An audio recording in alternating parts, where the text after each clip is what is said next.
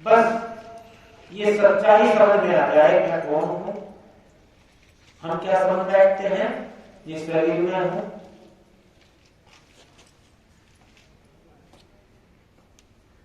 इंद्रिया में हूं, जाति से फलाना हूं, गांव से फलाना हूं, रिश्ते का फलाना हूं। अरे भाई, रामचरितमानस में भगवान राम ने उत्तरकांड में एक सभी विद्वानों को बुलवाया, संतों को बुलवाया, पंडितों को बुलवाया और बड़ी सरल भाषा में कहा कि सुनो भाई, ध्यान देगा कि सुनो कि बड़े भाग मानुष तनु पाया, सुर दुर्लभ सब ग्रंथन गावा।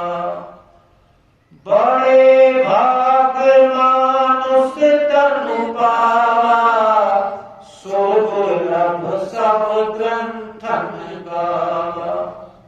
साधन धाम मोक्ष कर द्वारा, पाई में जेहि परलोक समारा।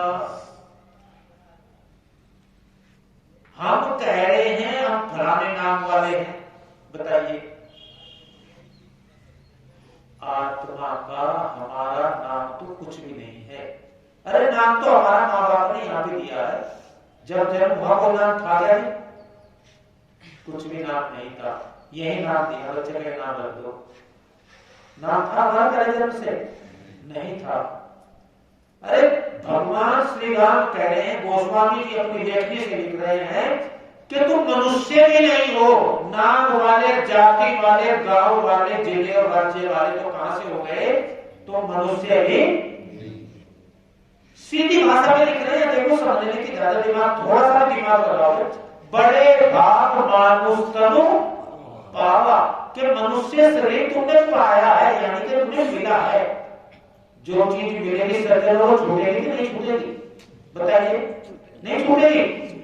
ऐसी कोई दुनिया में चीज है जो मिली और छूटी ना हो? ऐसा है ही नहीं। तो बड़े भाग, अरे हम मनुष्य ही नहीं बन पा रहे, सबसे बड़ी बात तो ये है। हम इससे आगे जो मूर्खता की परिभाषा हमारी है, मैं तो ब्राह्मण हूं, मैं तो जाट हूं, गुज्जर हूं, सैनी हूं, नाई हूं, इन जात है तो मनुष्य भी नहीं। और क्या करेंगे, बात करेंगे राम की। किसकी बात करेंगे? राम की। राम जी, राम की बात एक नहीं माननी। राम की बात को, राम को मानते हो हाँ जी, और राम की बात ना जी।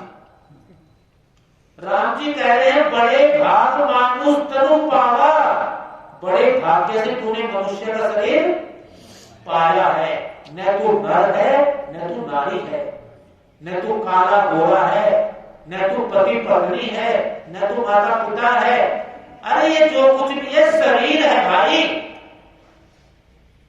तू तो शरीर से परे शरीरी है, यानी कि आत्मा है। आत्मा सो परमात्मा। लेकिन ऐसी गांठ पड़ गई, ऐसी गांठ पड़ गई कि लाख प्रयास करने पर भी गांठ खोलने में नहीं आए। गोस्वामी ने लिखी है उत्तरकांड में, ये चौपा इसके लिए लिखी है। जड़ चेतन ही ग्रंथि पर कोई, यद्यपि निशा छूटत कठिनाई। बताइए, ज्यादा दिमाग की जरूरत नहीं है। संसार में जितना दिमाग लगा दे ना, उसका 10वां हिस्सा का 100वां हिस्सा भी लगा दे तो बंधन नाम की कोई चीज ही नहीं हमारे में।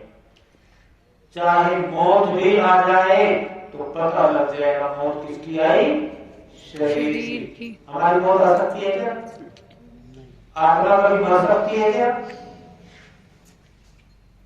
अरे आत्मा सो परमात्मा, तो आत्मा कैसे मर सकती है सज्जन?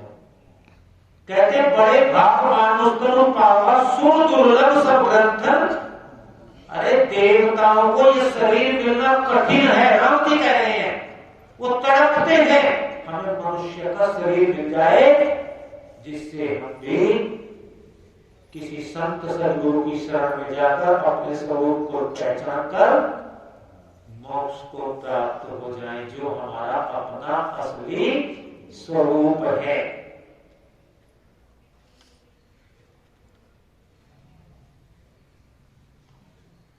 महाराज परीक्षित को जब श्राप मिल गया, अगर बैठने में किसी को दिक्कत हो पीछे कुर्सी पर बैठ सकते हैं, एक एक टांग को बैठे बैठे भी आराम दे सकते हैं। शरीर की अपनी अवस्था है, शरीर के बारे में ये ना सोचे कि नहीं ऐसे बैठने पड़ेगा, ऐसी कोई बात नहीं। शरीर जैसे भी अनुकूल बने उससे वैसा काम लेंगे, लेकिन अपने स्वरूप को पहचाने। इसी का जो स्वरूप के बारे में जगाया जाता है उसी का नाम सत्संग है। जो हमारा अपना असली स्वरूप है वो सत्य है और वो आत्मा है,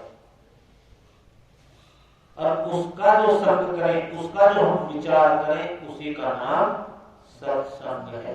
समझ में आएगा?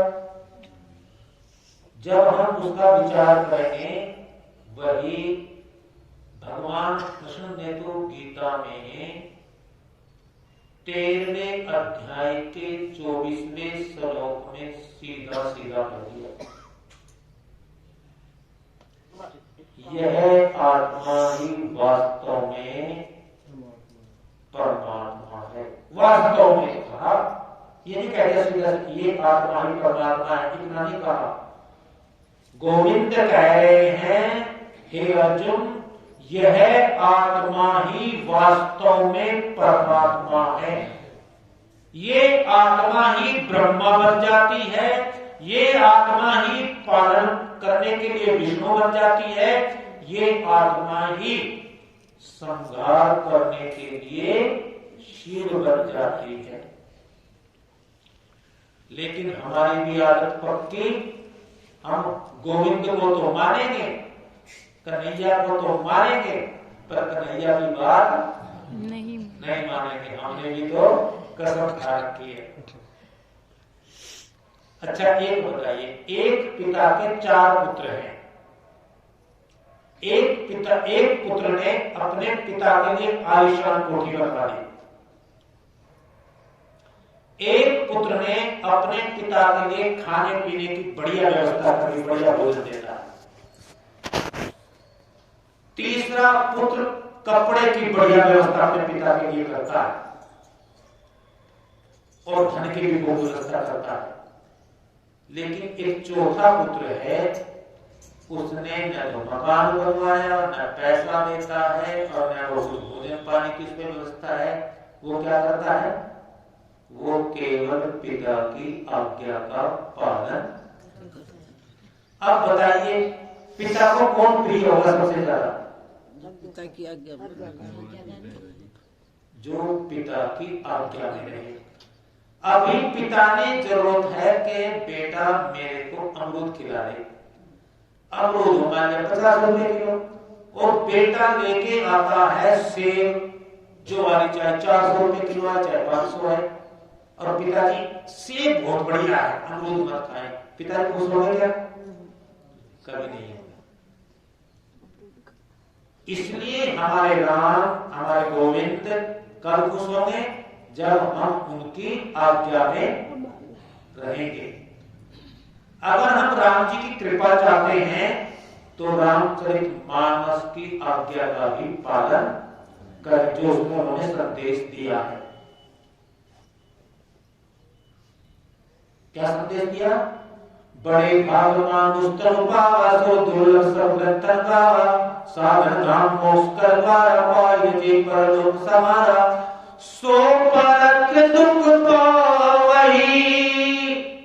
यहाँ गोस्वामी कह रहे, मैं नहीं कह रहा हूं, गोस्वामी जी ने मना कर दिया, पर फिर कौन कह रहे हैं? बोलो राम जी कह रहे हैं। राम जी के नाम से लिखी है चौपाइयां, ये गूढ़ ग्रंथ, बड़ा गूढ़ रामायण यहाँ जाकर के, क्योंकि उत्तर रामायण है, उत्तरकांड है।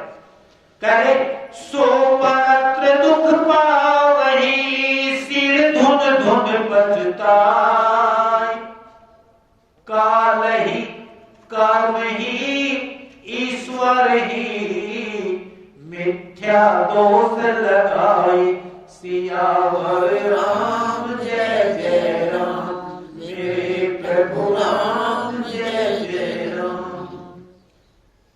कितनी बड़ी चुनौती भगवान श्री राम ने दे डाली। सावधान सज्जनों, पढ़ना इसको वहां पे, किसके पास रामचरितमानस वहां से पढ़ना।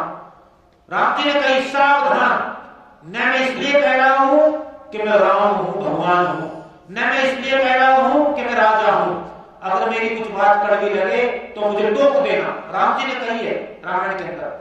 और फिर बोले बोलो कौन सी बात, सुनो ध्यान से, कि ये जन्म तुम्हें जो मिला हुआ है मनुष्य जन्म का, ये इतना महान है, इतना महान है कि देवता भी इसके लिए तरसते हैं। साधन धाम, मोक्ष कर द्वारा, ये साधन है, धाम यानी कि घर पहुंचने का, अपने स्वरूप में ठहरने का। मोक्ष कर द्वारा, मोक्ष का द्वार है।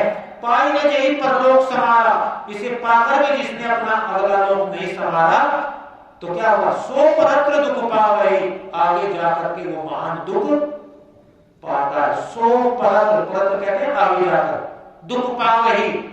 बोला कितना दुख पाना है, तो हमारे राम जी बोले सिर धुन धुन पछताई। थोड़ा बहुत दुख नहीं पाएगा, सिर को पीट पीट कर पछताएगा।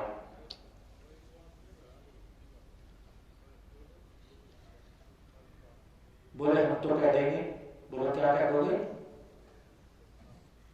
हम भी राम जी आपसे कह देंगे। बोला क्या कहोगे, कि काल ही यानी कि समय नहीं मिला। काल मैंने हमें टाइम ही नहीं मिला जी, क्या करते, हम पे काम इतना था, ड्यूटी का, बिजनेस का, हम पे परिवार की जिम्मेदारी बहुत थी, क्या करें, टाइम ही नहीं मिला। काल ही, अगर टाइम मिला हो तो कर्म ही, तो क्या कहेंगे, किस्मत में नहीं था, हमारी किस्मत में नहीं था। अच्छा, अगर तुम्हारी किस्मत में भी हो तो फिर भी हम क्या देंगे, क्या कहोगे, राम जी ने पूछा फिर क्या कहोगे, क्या आपकी कृपा नहीं हुई, आप चाहते तो मिलवा सकते थे। कहते नहीं कहते हैं, अरे महाराज प्रभु की कृपा होती तभी तो आते। अरे भले आदमी, मुझे एक बात बताइए, अगर तुम राम को परमात्मा भी मानते हो, अपना पिता भी मानते हो या माता भी मानते हो, ऐसा कोई माता पिता है तो बच्चे पर कृपा न करे, बताओ। अरे संसारी माता पिता भी ऐसा कोई नहीं होगा जो अपने पुत्र पर कृपा न करता हो। और वो तो हमारे सच के पिता है, क्या उसकी कृपा कभी हमसे अछूती रह सकती है। निरंतर बारिश के समान परमात्मा की कृपा हम पर चारों तरफ से बरस रही है। तो राम जी ने कही, खुद राम जी कह रहे इस बात के लिए, काल ही कर्म ही ईश्वर ही, मिथ्या दोष लगाए, वो झूठा दोष लगाता है। कैसा दोष लगाता है, झूठा, वो पक्का झूठा है। जो कहता है कि मुझे समय नहीं मिला, जो कहता है मेरी किस्मत में नहीं था, जो कहता है कि मेरे को भगवान ने मौका, लगाते हैं ना मानव लोग ऐसा ही। अभी पता लगे वहां रिश्तेदारी में फलाना खत्म हो गया, देर करेंगे क्या, कर्ज पे भी पैसा उठाएंगे, नहीं उठाएंगे। अरे भाई मेरे को 200 रुपए थे, मुझे बहुत जरूरी जाना है, बहुत घटना करते बहुत बड़ी, क्या करेगा जा करके, कुछ बदल सकते हैं क्या। और अपने मोक्ष की कोई भी तैयारी, ये भी तो देखना चाहिए। जब से हमें ये शरीर मिला है, कभी भी ये हमसे छूट सकता है कि नहीं, इसकी कोई तारीख है, इसकी कोई गारंटी है कि कब तक रहेगा। अरे क्या साथ लेकर के जाएंगे। अगर हमने अपने मोक्ष का उपाय नहीं किया तो सज्जनों 84 लाख योनि में जाना पड़ता है।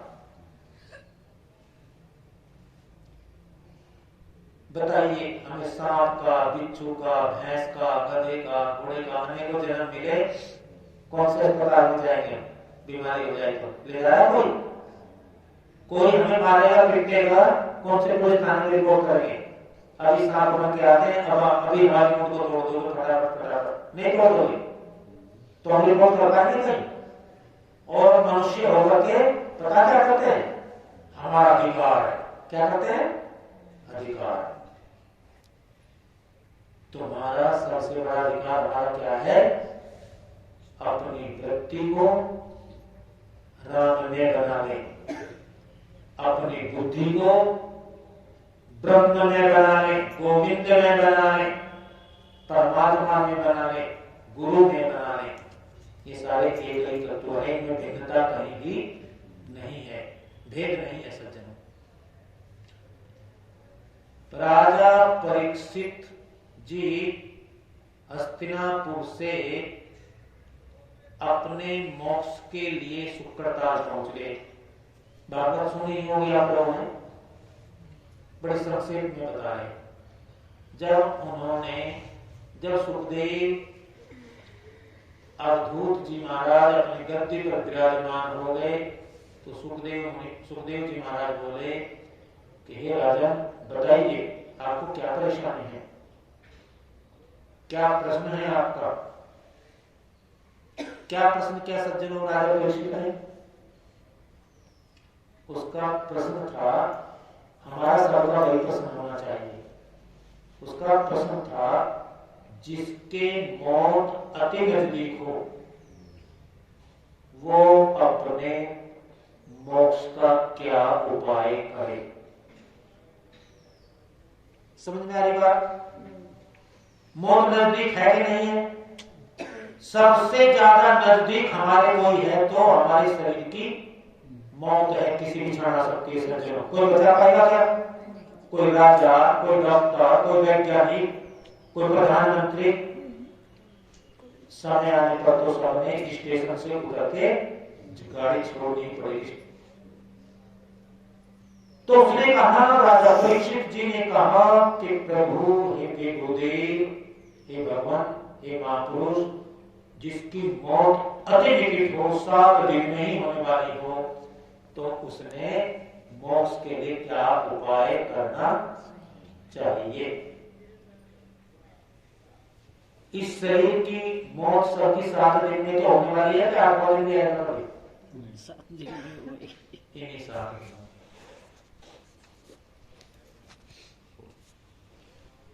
तो जब भागवत सुनाने के बाद, संक्षेप में बता रहे हैं,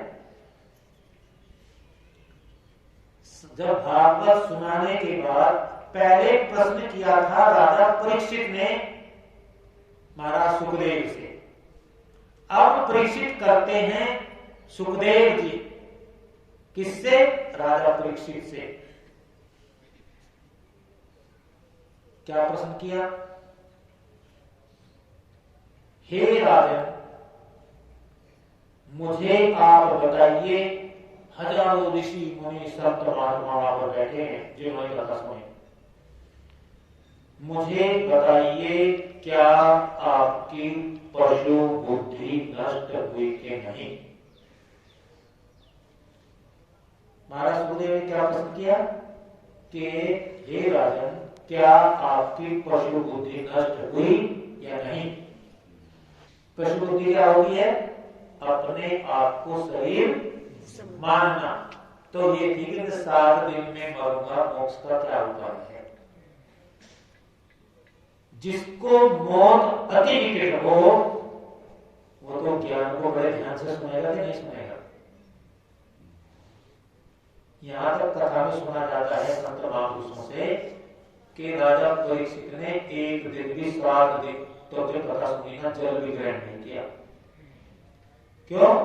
जिसको मौत नजर आती हो उसे भूख प्यास लगे क्या? क्योंकि पता था महाराज श्रृंगी ऋषि ने जो श्राप दिया है वो व्यर्थ नहीं जा सकता, और 7 दिन में मौत तो हम सबको श्राप मिला हुआ कि नहीं, 7 दिन में शरीर छूटेगा नहीं छूटेगा भाई, सबका छूटेगा इन्हीं 7 दिनों में। इसलिए भागवत सबके लिए है। ये ग्रंथ जो महान ग्रंथ होते हैं वो हम सबके लिए हैं। तो राजा परीक्षित ने जो ध्यान से कथा सुनी थी, छूटते ही तुरंत बोले, हे मेरे ईश्वर गुरुदेव, आपकी कृपा से मेरी पशु बुद्धि नष्ट हो गई। तो सुखदेव जी बोले कि अगर आपकी पशु बुद्धि नष्ट हो गई राजन, तो सब संतों के सामने बताओ कैसे पशु बुद्धि नष्ट हो गई। राजा परीक्षित बोले कि हे गुरुदेव, आपकी असीम कृपा से जो 7 दिन मेरे ऊपर ज्ञान वर्षा हुई, मेरी समझ में आ गया कि मैं ये शरीर नहीं हूं, मैं ये इंद्रियां नहीं हूं, मैं ये मन नहीं हूं, मैं ये बुद्धि नहीं हूं। बोला फिर?